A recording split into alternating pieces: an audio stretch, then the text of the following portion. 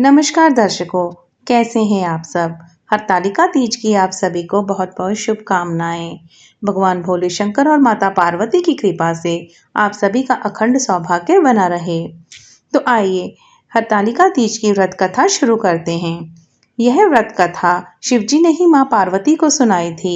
शिव भगवान ने इस कथा में माँ पार्वती को उनका पिछला जन्म याद दिलाया था।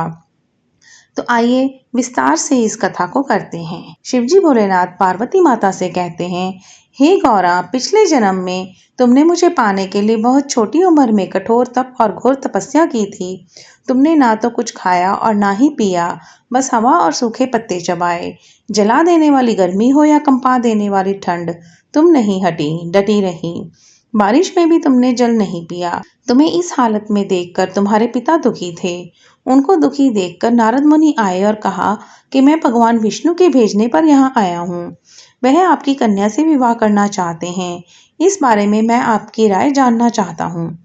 नारद जी की बात सुनकर आपके पिता बोले, अगर भगवान विष्णु चाहते हैं तो उन्हें कोई आपत्ति नहीं, परंतु जब तुम्हें इस विवाह के बारे में पता चला तो तुम दुखी हो गई। तुम्हारी एक सहेली ने तुम्हारे दुख का कारण पूछा तो तुमने कहा कि मैंने सच्चे मन से भगवान शिव का वरण किया है, किंतु मेरे पिता ने मेरा विवाह विष्णु जी के साथ तय कर दिया है। मैं विचित्र धर्म संकट में हूँ। अब मेरे पास प्राण त्याग देने के अलावा कोई और उपाय नहीं बचा। तुम्हारी सखी बहुत ही समझदार थी।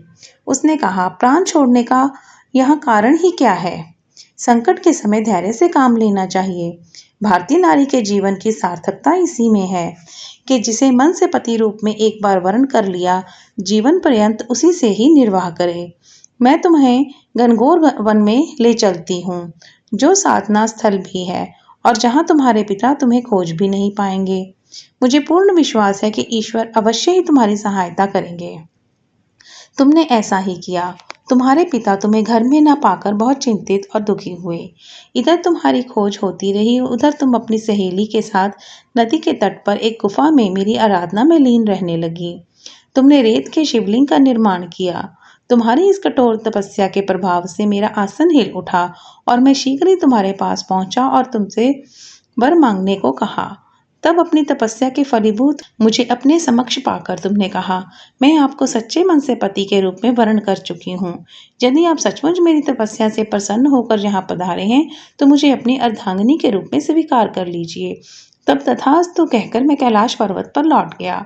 उसी समय गिरिराज अपने बंधु बांधवों के साथ तुम्हें खोजते हुए वहां पहुंचे। तुमने सारा वृत्तांत बताया और कहा कि मैं घर तभी जाऊंगी अगर आप महादेव से मेरा विवाह करेंगे। तुम्हारे पिता मान गए और उन्होंने हमारा विवाह करवाया। इस व्रत का महत्व यह है कि मैं इस व्रत को पूर्ण निष्ठा से करने वाली प्रत्येक स्त्री को मनवांछित फल देता हूँ। इस पूरे प्रकरण में तुम्हारी सखी ने तुम्हारा हरण किया था, इसलिए इस व्रत का नाम हरतालिका व्रत हो गया। इस व्रत से जुड़ी एक मान्यता यह है कि इस व्रत को करने वाली स्त्री पार्वती जी के समान ही सुखपूर्वक पति रमण करके शिवलोक को जाती है। सौभाग्यवती स्त्रियां अपने सुहाग को अखंड बनाए रखने और अविवाहित युवतियां मन मुताबिक वर पाने के लिए हरतालिका तीज का व्रत करती हैं। इस दिन व्रत करने वाली स्त्रियां सूर्योदय से पूर्व ही उठ जाती हैं और नहाकर पूरा श्रृंगार करती हैं। पूजन के लिए केले के पत्तों से मंडप बनाकर गौरी शंकर की प्रतिमा स्थापित की जाती है। इसके साथ पार्वती जी को सुहाग का सारा सामान चढ़ाया जाता है। रात में भजन कीर्तन करते हुए जागरण कर 3 बार आरती की जाती है और शिव पार्वती विवाह की कथा सुनी जाती है। इस व्रत के व्रती को शयन का निषेध है। इसके लिए उसे रात्रि में भजन कीर्तन के साथ रात्रि जागरण करना पड़ता है।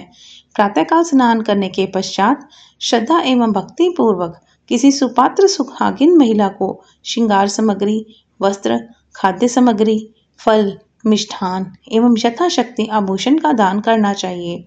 रेत के शिवलिंग बनाए हैं तो उनका जलाशय में विसर्जन किया जाता है और खीरा खाकर व्रत को संपन्न किया जाता है। बोलो गौरी शंकर भगवान की जय।